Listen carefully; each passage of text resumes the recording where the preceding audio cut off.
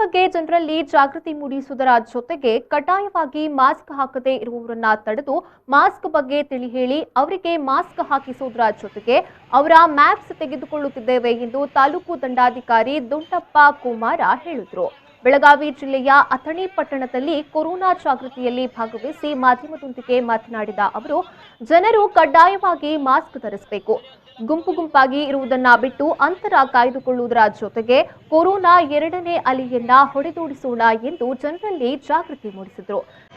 ಯಾವುದೇ ತರಹದಂತ ಜನರಿಗೆ ತೊಂದರೆ ಆಗಲಾಗಿ ಮತ್ತು ಕೋವಿಡ್ ಏನು ಸರ್ಕಾರದ ನಿಯಮಗಳಲ್ಲ ಅದನ್ನು ಪಾಲನೆ ಮಾಡುವುದಕ್ಕೋಸ್ಕರ ನಾವು ಜನರಲ್ಲಿ ಒಂದು ಅರಿವು ಮೂಡಿಸುವಂಥ ಒಂದು ಕಾರ್ಯಕ್ರಮವನ್ನು ಮಾಡ್ತಾಯಿದ್ದೀವಿ.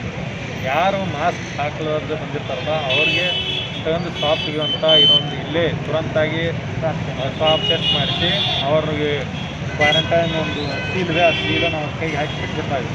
ಯಾಕಂದ್ರೆ ಅದರೊಂದು ಎದುರು ಅವ್ರು ಏನು ಮಾಡ್ತಾ ಇದ್ದಾರೆ, ನೆಕ್ಸ್ಟ್ ಎಲ್ಲಾದರೂ ಅವರು ಬೇರೆ ಕಡೆ ಹೋದಾಗ ಅವ್ರಿಗೆ ಆ ಸೀಲನ್ನು ಚೆಕ್ ಮಾಡ್ತಾರೆ. ಚೆಕ್ ಮಾಡಿದಾಗ ಇಲ್ಲ ನೀವು ಕೋವಿಡ್ ಪಾಸಿಟಿವ್ ಇದೆ ಅಂತೇಳಿ ಅವ್ರಿಗೆ ಏನು ಮಾಡ್ತಾರೆ, ರಿಸ್ಟ್ರಿಕ್ಷನ್ ಆಗುತ್ತೆ. ಅದಕ್ಕಾಗಿ ಇಂಥ ಕಾರ್ಯಕ್ರಮವನ್ನು ನಾವು ಮಾಡ್ತಾಯಿದ್ದೀವಿ.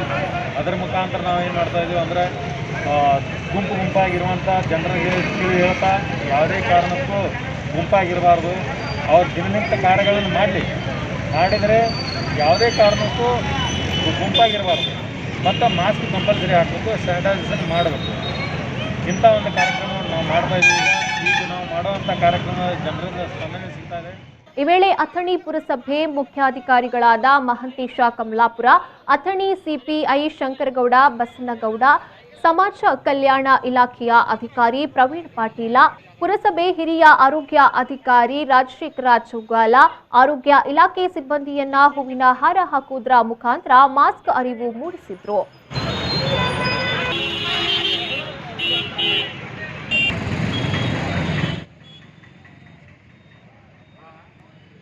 ಸತೀಶ್ ಕೋಳಿ, ವಿ4 ನ್ಯೂಸ್, ಅಥಣಿ.